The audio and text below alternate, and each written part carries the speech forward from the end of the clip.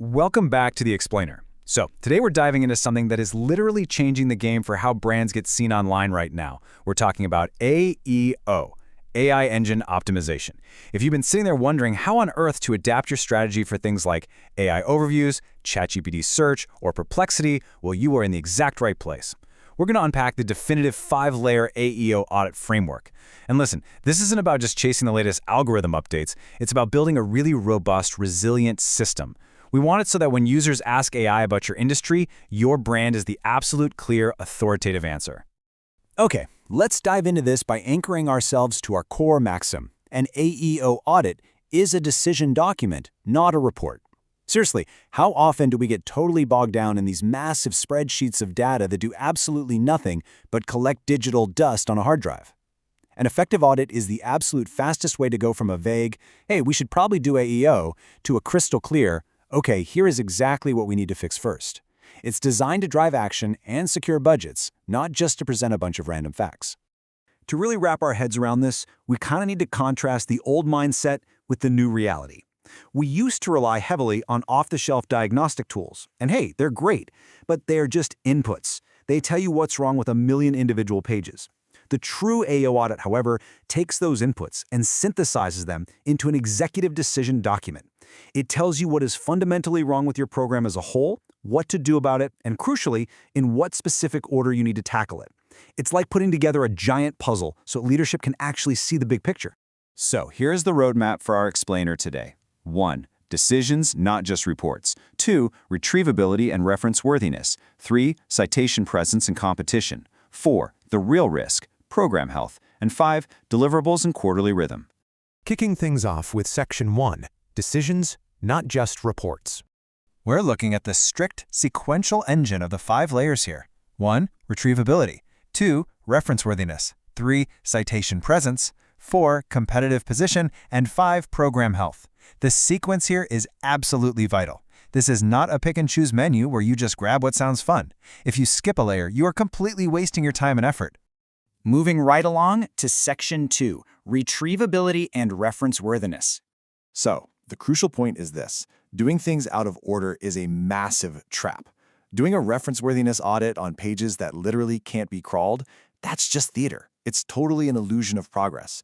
You can have the most beautifully structured, highly authoritative piece of content in the world, but if a stray line of code blocks an AI bot from fetching it, well, you do not exist to that engine.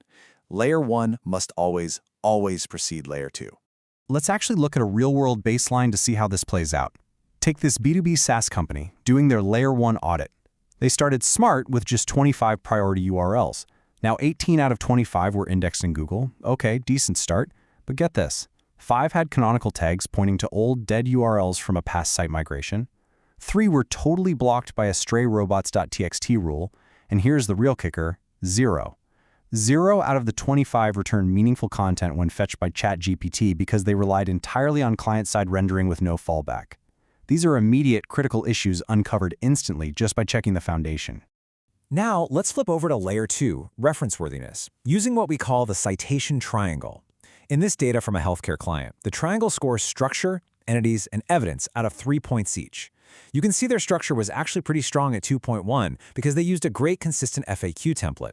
Their entity score was kind of mid at 1.1. The brand was clear, sure, but they had absolutely no author credentials. But look at evidence, a dismal 0.6. Why? Because they simply didn't cite primary sources. A great template cannot mask a lack of hard evidence when an AI is hungry for authoritative citations.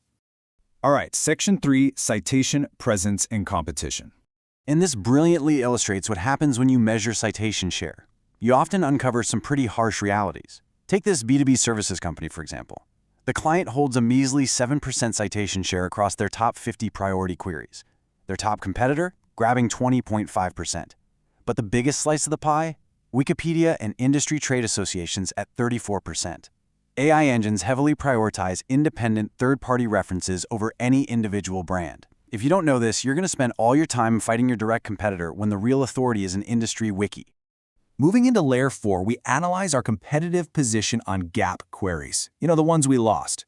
Look at this e-commerce example. Competitor A absolutely dominated here, winning 12 out of 22 gap queries. When the audit drilled down into the why, they found competitor A was using a highly structured buyer's decision table pattern on their pages. That pattern scored a massive 7.1 out of 9 on the citation triangle. They didn't win by having more backlinks. They won by formatting their evidence exactly how the AI wanted to ingest it. A real game changer. Which brings us to Section 4, the real risk, program health.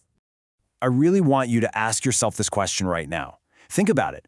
What breaks in your AEO or SEO process when your lead person takes a 2-week vacation? Seriously, what happens?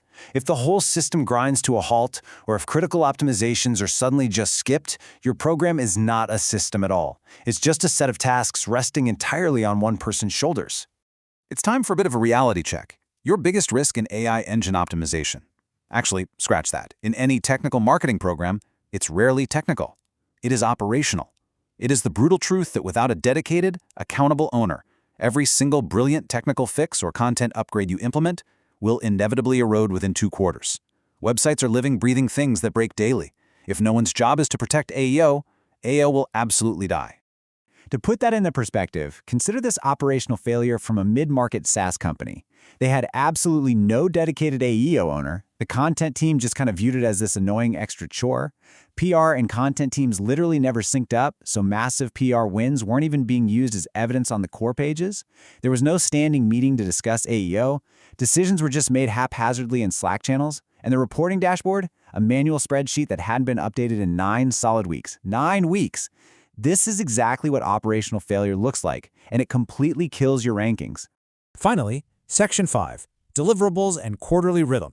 Listen, an actionable AEO audit produces exactly 3 things and nothing more. First, an executive one-pager that's literally just 3 sentences on the current state and your top 3 priorities with expected impact. Second, a prioritized fix list of just 15 to 25 items, each with a designated owner, an effort level, and expected lift. And third, a raw data appendix so your next audit can be an apples-to-apples comparison. That's it. Strip away the bloat.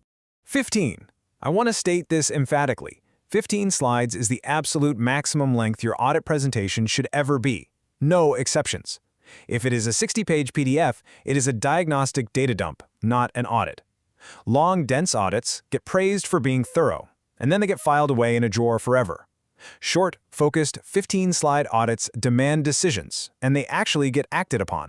Let's move to and see how this builds into a sustainable operating rhythm. You do the full heavy lift 5-layer audit exactly once a quarter on a fixed calendar date. Do not let that date slip. Between those quarters, you do light tracking, a weekly spot check of your citation share, and a monthly spot check of retrievability and program health. You really need this strict calendar gate. Without it, your quarterly audits slip into annual audits. And by then, the negative trends have become totally invisible until it's way too late. I'll leave you with this provocative thought as we wrap up today's explainer. If you cannot fit your current state and your immediate priorities onto one single page, does your audit actually have focus? Or are you just hiding behind data? A true ASEO audit forces clarity. It requires you to know your foundations, understand your competitors, govern your team, and present an undeniable path forward. Thanks so much for joining me on this deep dive, and I will see you on the next one.